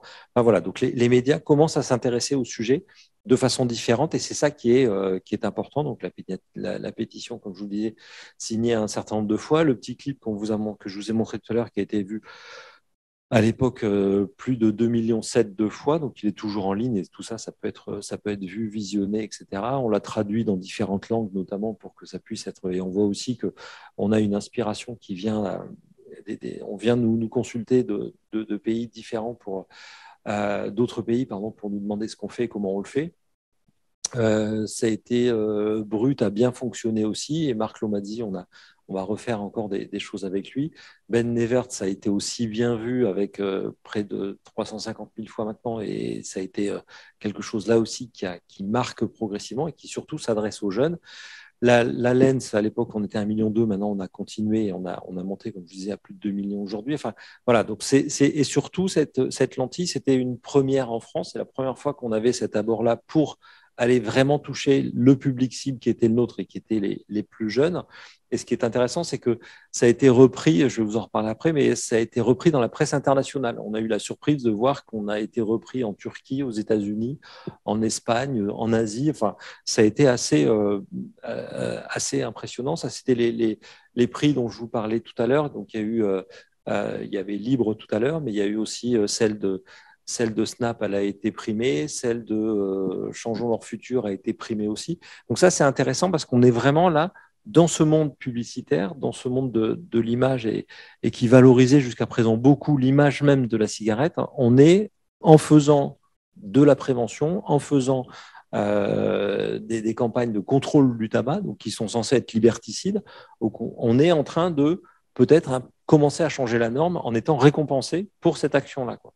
Alors, c'est sûr qu'on prend je vais être méchant peut-être en disant ça, mais on n'est pas sur les campagnes Santé publique France. On n'est pas sur un truc qui sent la guimauve et qui nous explique que fumer, c'est pas bien. On est dans autre chose et on est dans un autre abord avec une autre esthétique, une autre volonté de faire. mais on voit que ça peut fonctionner. Alors, bien sûr, derrière, il faut se poser la question de, au-delà du fait que ça fasse plaisir, est-ce que c'est efficace, hein? Ça, c'est évident que ce qui vaut, c'est l'efficacité derrière, quoi.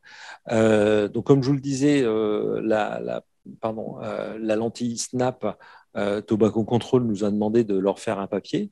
On a fait un papier aussi pour la revue du Prat sur la dénormalisation, cette logique de dénormalisation. Donc voilà, on essaye aussi, on le remet aussi dans le champ médical, scientifique. Toutes les données qu'on engrange avec un sondage tous les 3-4 mois à raison de 1000 personnes interrogées à chaque fois. Maintenant, on a plusieurs milliers de réponses sur nos questions.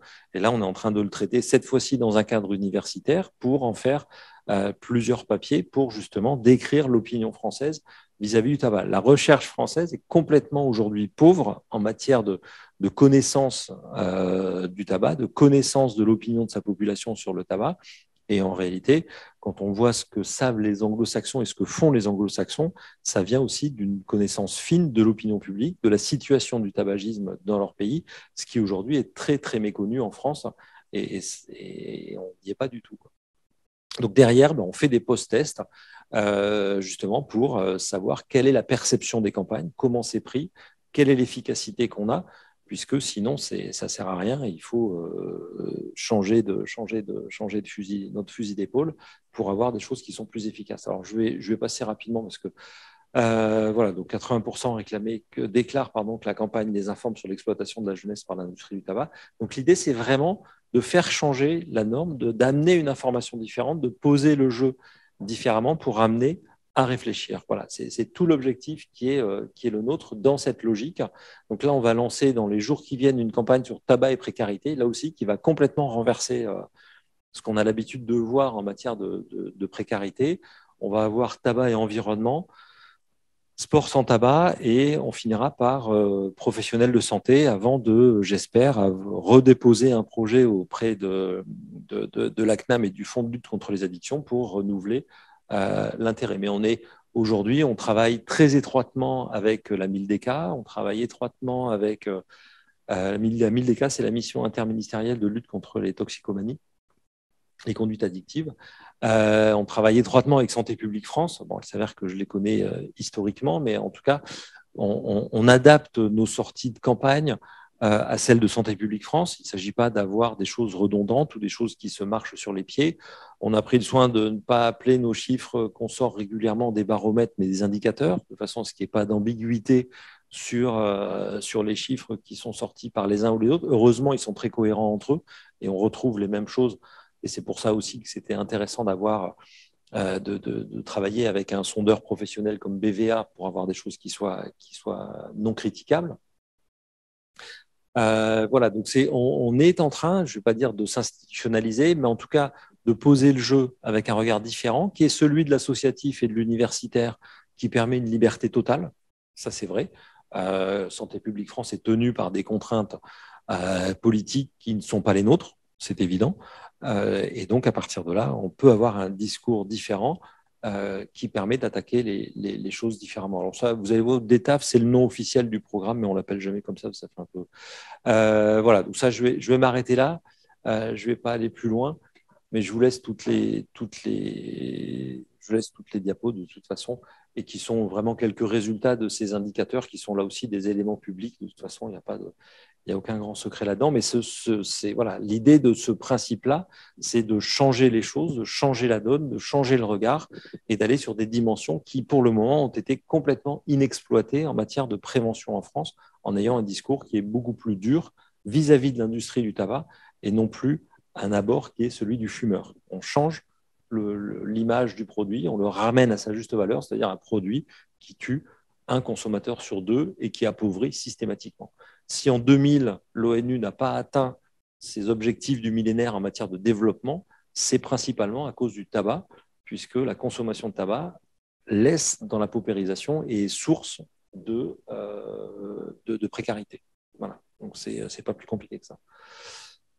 Voilà, en tout cas, merci de votre attention. Merci Loïc. Je ferai un certain nombre de remarques quand même par rapport à Cindy et les deux travaux.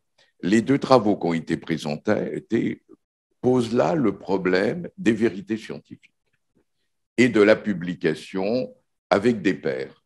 Et ça, je trouve que c'est très important parce qu'on peut donc signifier que tout ce travail qui peut apparaître quelque part comme militant, associatif, comme tu as dit, est un véritable prolongement de ce que l'université est capable de produire. Et ça me fait réfléchir à quelque chose qui d'ailleurs pourrait nous permettre d'avoir des financements supplémentaires. Peut-être d'ailleurs c'était marqué sur tes diapositives, c'est rentrer dans ce qu'on appelle la RSE. C'est-à-dire en quoi l'université par rapport au monde dans lequel elle se trouve, en quoi une faculté de médecine par rapport à la santé est capable justement d'amener ses connaissances de manière à des changements de comportement. Qu'en penses-tu?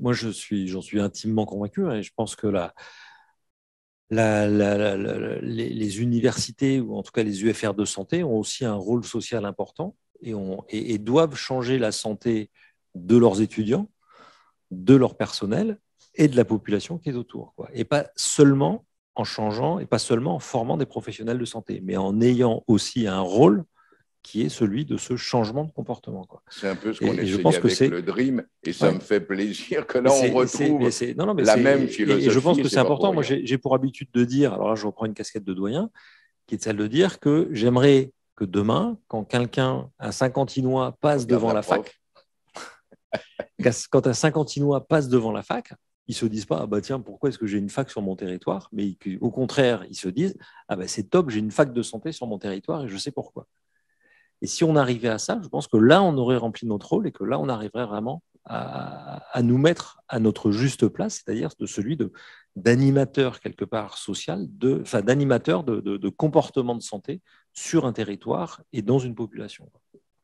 Alors la deuxième remarque que je ferais par rapport à autant Cindy que ton travail, parce que je crois que les deux se retrouvent, c'est en fait la motivation dans nos comportements, qui sont liés en définitive à des choix de valeurs. Nous venons de faire un dernier colloque, justement, avec les Québécois sur la fin de vie, ce qu'on appelle l'euthanasie, et que les Québécois appellent l'aide médicale à mourir. Et nous avions parmi nous un prof de droit de l'Université Paris 2 qui a montré qu'en définitive, vouloir absolument lutter pour l'autonomie à tout prix n'était pas obligatoirement la bonne finalité. Et je reprends par rapport à ce que tu as dit et ce que Cindy a dit, le problème, c'est le choix qui est fait. Comment laisser le choix aux différentes personnes qui ensuite parlent de liberté ou d'autonomie. Et la liberté et l'autonomie sont des éléments qui apparaissent complètement en dehors de notre vie, alors que les choix, ils sont tout à fait à l'intérieur. Et là, il y a une force dans ce que vous présentez là, c'est comment être capable avec les réseaux sociaux. Tu as bien montré comment, en définitive, toutes ces personnes qui sont écoutées de 100 000, 200 000 personnes sont tout à fait capables d'être en définitive, le plus efficace qu'une mesure de santé publique telle qu'elle arrive et qui apparaît quelque part une norme peut-être difficilement acceptable parce qu'elle vient justement peut-être de l'État. Et l'État, dans une vision démocratique, quelquefois, est contesté. Qu'en penses-tu? Parce qu'il y a un côté démocratique très important. Comment je fais mes choix? Il ne s'agit pas non plus d'être dans une forme de pensée unique. Hein. Moi, quand je dis que je vise à changer les comportements, c'est de façon éclairée, c'est avec la liberté de ce choix. Je ne vise pas à formater la pensée et être dans une logique de pensée unique, à obliger les gens à penser que fumer n'est pas bien. Fumer, il faut amener, et c'est là que je pense que la dimension scientifique est importante et qu'il faut asseoir tout ce qu'on produit, tout ce qu'on dit et tout ce qu'on assure sur des éléments scientifiques. Sinon, on perd en crédibilité, sinon on est dans quelque chose qui est, comment on pourrait dire ça, on est dans quelque chose qui devient arbitraire finalement, et on devient dans un débat d'opinion et on n'est plus sur un fait scientifique. Et je pense que ce qui est extrêmement important, c'est le fait de rester sur le fait scientifique et d'avoir quelque chose qui est construit sur le fait scientifique. Parce que là, c'est inattaquable, ce n'est pas une opinion, c'est un fait. C'est un fait scientifique. Est-ce que vous êtes d'accord, Cindy? Elle est encore toujours là. Cindy, est-ce que vous êtes d'accord? Est-ce que vos patients réagissent par rapport justement à tous vos résultats plus particulièrement? Est-ce que c'est une force puisque eux-mêmes sont jugés partis? Cindy?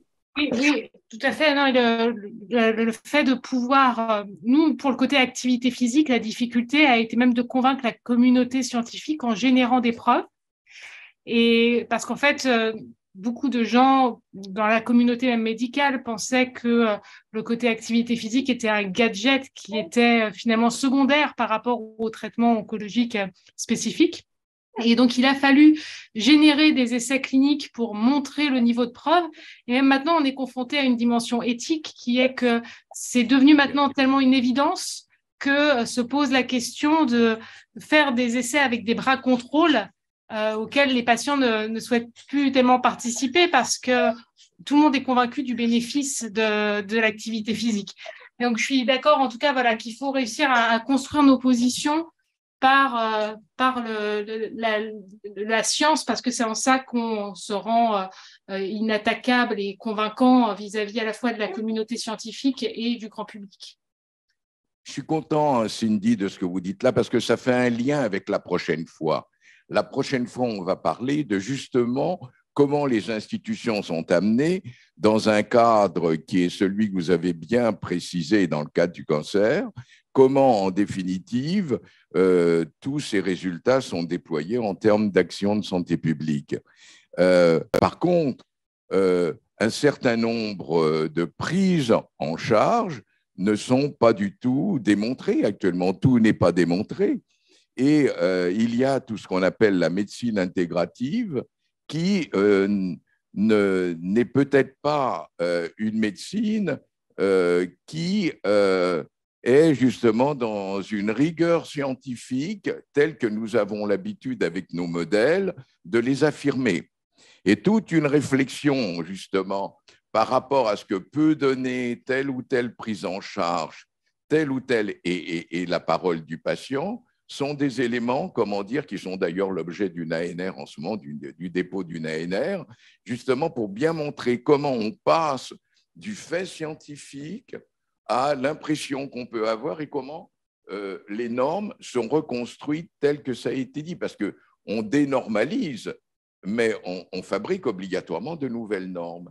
Et il faut voir comment la liberté de chacun, la conviction de chacun, en définitive, est promue. En tout cas, moi, je tiens à vous remercier tous les deux parce que vous avez montré comment le champ de la santé globale était un champ où il fallait absolument faire en sorte que toutes les frontières soient abattues. Nous avons à discuter aussi, bien sûr, entre nous différentes disciplines et comment nous ouvrons par rapport au réel, mais aussi à discuter avec d'autres disciplines. La conférence de Cindy Nouzillet me fait comprendre une autre façon de faire de la santé globale, qui est de sortir des traitements conventionnels pour y intégrer tout un tas de soins, de supports, en particulier liés à notre activité physique. Et évidemment, là, je remets l'animal, puisque l'animal a toujours été notre compagnon dans l'activité physique. Et maintenant, avec le jogging, le cheval de sport, mais aussi de loisirs, rien que sortir son chien est un facteur de santé mentale et physique pour les personnes âgées, pour les enfants, les jeunes et même les moins jeunes. Je dirais même que l'animal est aussi la victime de nos habitudes de vie, en ce qu'il est extrêmement sédentaire et a lui aussi ces maladies chroniques associées à cette sédentarité, sans parler évidemment des animaux d'élevage, avec les élevages hors sol qui font qu'ils n'ont que peu de possibilités de bouger. Mais je voudrais revenir sur l'animal sentinelle de notre santé, avec une étude que nous avons faite qui a montré sur questionnaire, à partir de l'interview de propriétaires de chiens qui venaient pour la vaccination et de chiens qui venaient pour problème de dermatite atopique, qu'une exposition relativement importante au tabac favorisait le développement de cette dermatite atopique. Enfin, évidemment, favorisait, c'est notre conclusion, c'était une association que nous avons montrée. Et ça, je pense que ce positionnement de l'animal, à la fois comme sentinelle de notre santé, à la fois comme victime, mais aide par rapport à certaines dérives qu'il peut y avoir dans notre mode de vie actuel, et pas vu. Souvent, l'animal n'est vu que comme une sorte de sac plein de virus, de bactéries, de champignons pathogènes. Alors qu'en fait, comme le montre bien Jocelyne Porcher, l'animal est notre compagnon depuis le début de la domestication, et l'espèce humaine serait bien différente si on n'avait pas l'animal avec nous. Et donc, je pense que toutes ces médiations avec l'animal, aussi bien celles qui sont institutionnalisées dans certains hôpitaux ou EHPAD ou établissements de soins, que celles que nous avons tout naturellement et que les Français semblent aimer particulièrement, puisque c'est le pays du monde où il y a le plus d'animaux de compagnie par personne. Donc la santé globale, le One Health, aussi bien avec des développements de la médecine elle-même, incluant le sport, de la prévention qui inclut des changements de point de vue par rapport au tabac ici, mais peut-être aussi il faudrait des changements de point de vue par rapport à l'animal, et puis l'utiliser à sa juste valeur et pas uniquement le voir comme une source de pathogènes, mais surtout le voir comme la source de notre humanité, comme dirait Jocelyne Porcher. Merci beaucoup et bravo pour ces conférences vraiment très riches.